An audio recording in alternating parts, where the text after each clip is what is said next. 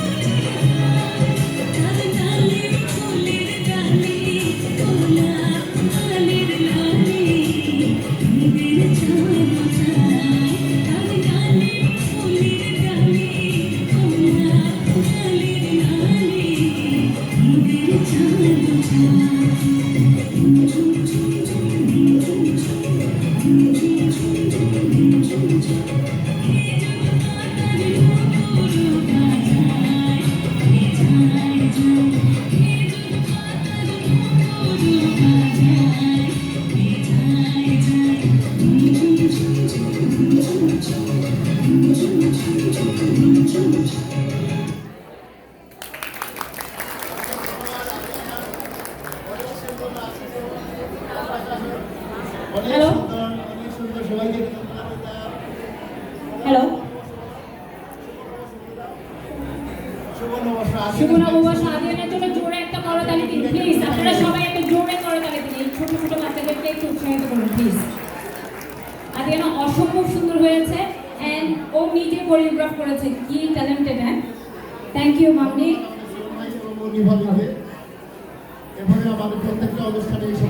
I love you মা, অনেক সুন্দর হয়েছে শোনা। বাস আমার দিকে একটু দিকে এখানে দাঁড়াও তো,